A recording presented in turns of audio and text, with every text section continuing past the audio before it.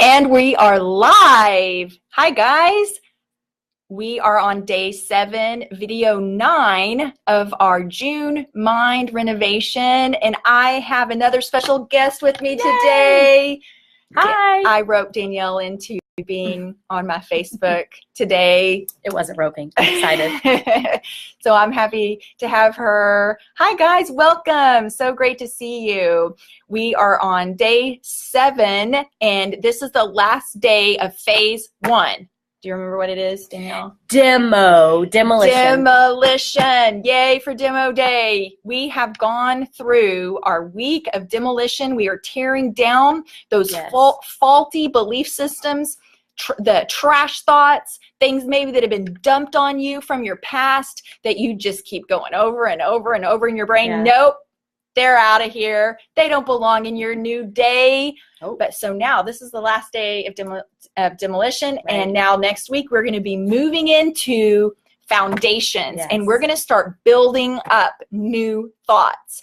But for today, we're going to finish with this. It's your choice. Yeah.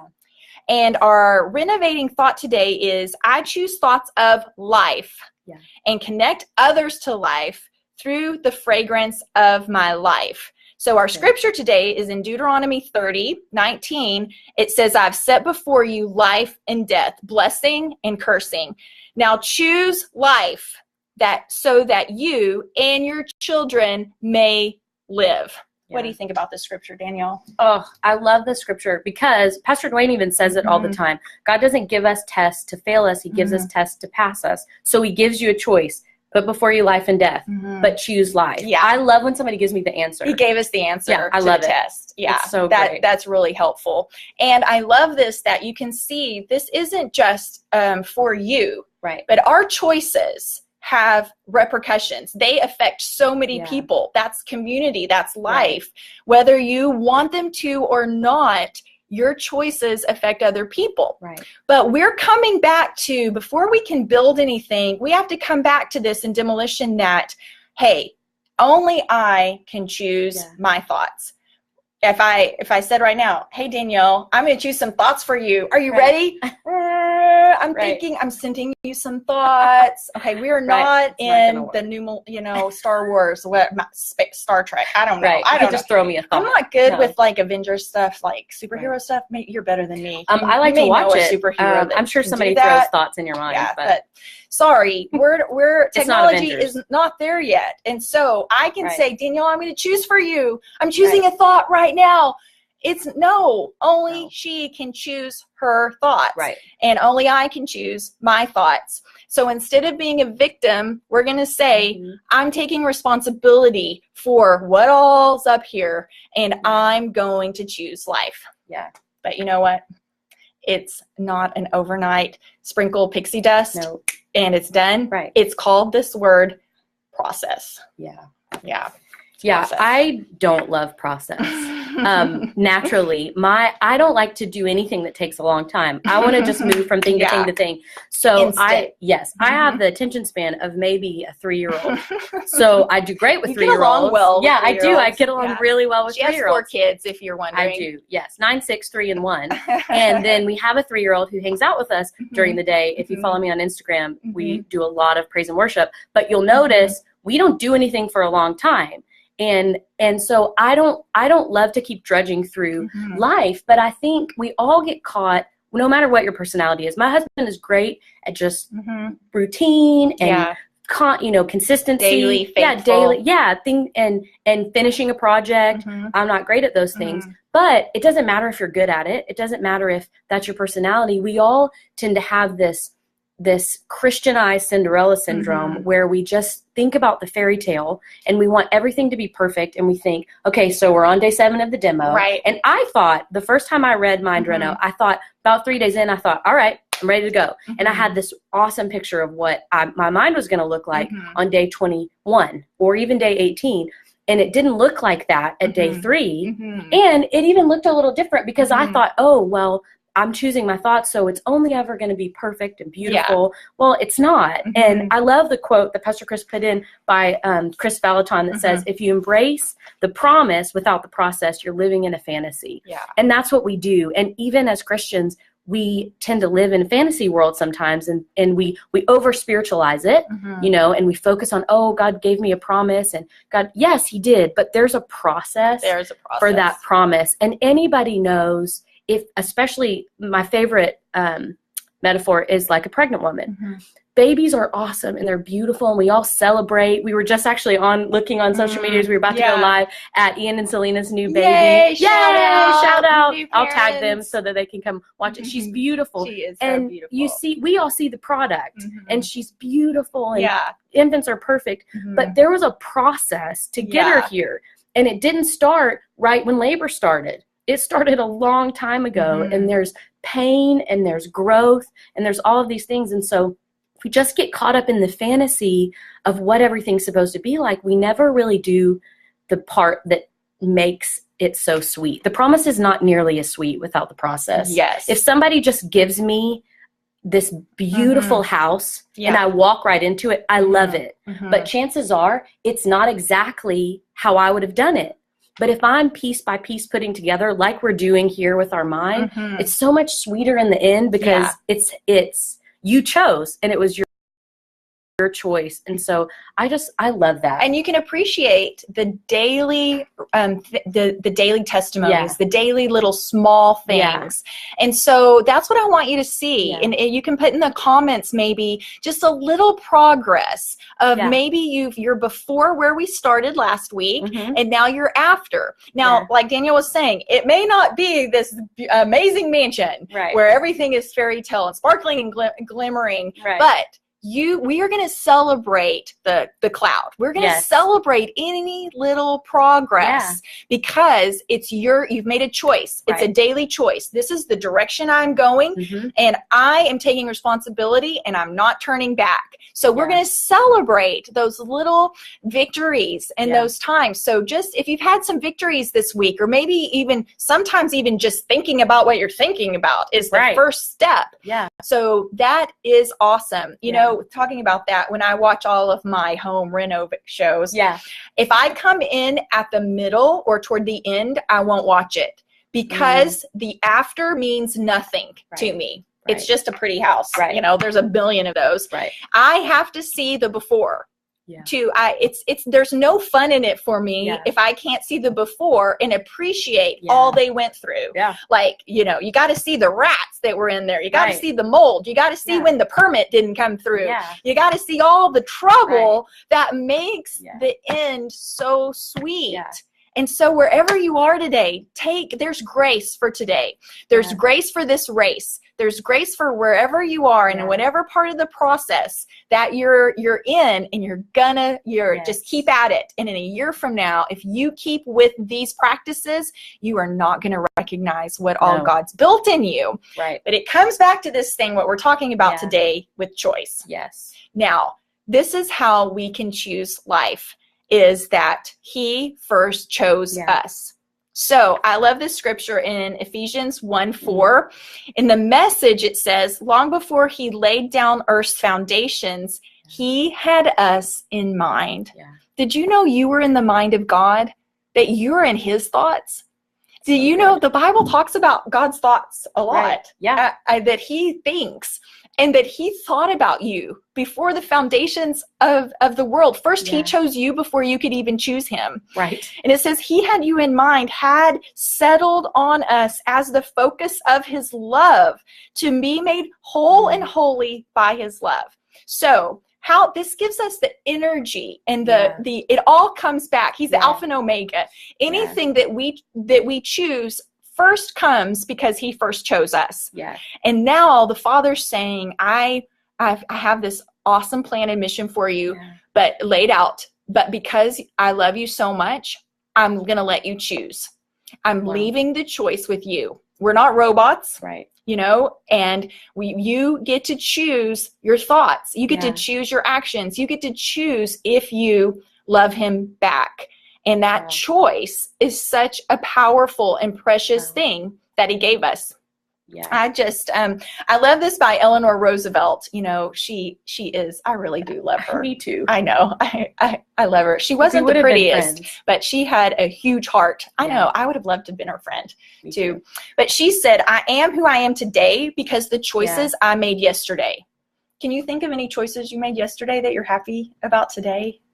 I'm putting you on the spot. I can think of a superficial choice I made yesterday to take all of my 4 children to the pool. Yeah. Because we've been having such these beautiful times together, and they sleep better, and we got a tan. They get a lot of energy out. So we got a tan. So superficially, I'm happy about that choice because it helped. But I actually have made the choice this summer to double my water intake, so that's been fun. And so physically, I feel better. You're supposed to drink half your weight in water? Yeah, just in ounces. Random fact. Yeah, in ounces. Oh, that helps. Yeah, half your weight in ounces. But that's still a lot of water. Not pounds. I don't know what that is. And if you're in England, you'll have to convert that yourself. Sorry, I'm not good. Nope, me neither. Grams. Me neither. I couldn't tell you.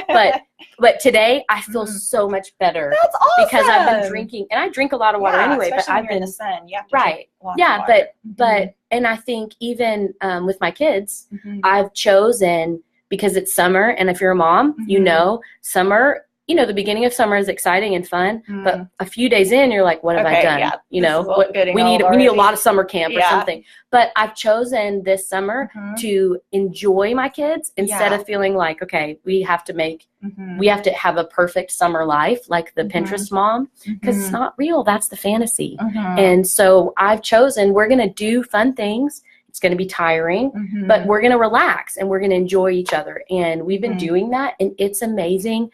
Even just the peace in my house with 5 kids during the day and 4 kids all the time, us being able to just spend time together, and in the ages that they are, that, you know, somebody's probably already, get that back. Right. You'll never get this back again. Exactly. And somebody's always crying, you know, or whining, or somebody fell off a stool, or, you know, JoJo might be trying to climb on things now and ending up in places she shouldn't. So there's always something happening, but instead of just living all the time frustrated and stressed and thinking, will I ever get through this? Yes, and thinking, oh, I didn't do this. Oh, I'm a terrible mom because we didn't do that. Oh no, we ate frozen pizza today instead of cooking a meal, and we've had not cooked meals for 5 days. You know what? It's okay because the choice. Life. We're choosing life, and I think we get wrapped up sometimes. I don't know if you do. I do in, okay, what's the right choice here? What's the this between this and that? Just right and wrong. But just right and wrong. But God doesn't say right and wrong. He says life or death, and choose life. And sometimes the life choice doesn't look like necessarily the right choice, you know? Yeah. Because we all have these fantasies and rigid rules. But what's so great, I love, is that we get so wrapped up if we're making the right choice. But if you choose life, it's never wrong. Yeah. Because life is always good. And I love that because it gives such freedom. It's given a lot of freedom in me to know I just need to choose life. Yeah. I don't need to have the perfect plan for my marriage. I don't have to have the perfect plan for my job. I don't have to have the perfect plan for what I want to do. I just have to choose life. And that takes the pressure off and gives the weight that we're meant to carry instead. That's so good. That's so good.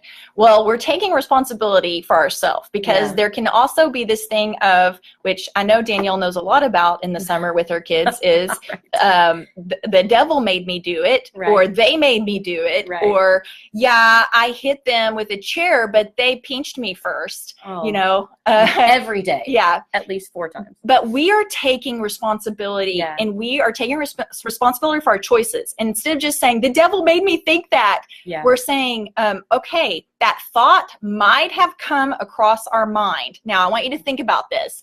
You know, sometimes on cartoons, you can see thought bubbles, you know. So you're going to have a lot of, the Bible talks about how Jesus was tempted, but he did not give into that. So he captured those thoughts. And so when you think about the thought bubbles, think about them coming across your mind and you choose if you capture it and you make it a part of yourself and you dwell in it, and then it starts gathering friends. And we talked about earlier about that's how strongholds are made. But thoughts will float. They float. They float across like, they'll keep on going. Yeah, like, oh, how am I ever going to get this done? Or I thought that yesterday. I have so much work. I'm never going to get it done. I might as well just sit and eat brownies.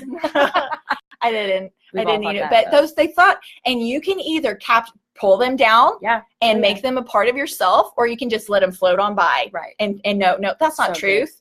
Good. And that's what today we're talking about. And I mentioned this before, but I want you to think about it. If you go to a nice restaurant and you sit down, but you're allergic to shellfish, and stuff's gonna happen. Right. It's not gonna be pretty. It's not gonna be pretty if you eat shellfish. Right. And then all of a sudden the waiter comes and even maybe beautifully presents you with a plate of beautiful shellfish and puts it before you. Hopefully, because I'm like this. I don't like to say no. Hopefully, if you might end up in the emergency room, this is not life if you eat that shellfish. Yeah. Even though they brought it to you and brought it to your table. And it looks pretty. And it's pretty. And it has cheese all on it. Or maybe it's flaming, whatever it is. No, it is not life if you eat that. And that's how thoughts. If it's not on the menu of the promise over your life, send it back. Yes. Don't be afraid of offending the kitchen, because the devil who comes to steal, kill, and destroy, he is going to send thoughts like, well, we've noticed a lot in our media today of people who have not chosen life. And sadly, my heart's really heavy about it. It's heartbreaking. Yeah, who have chosen death. Yeah. And those thoughts, it makes me, I'm really praying about it, because I know that this is actually, suicide has increased in the last few years 25% in our American culture. This really, it wrenches my heart, because I know some people who've been affected by it personally. Yeah.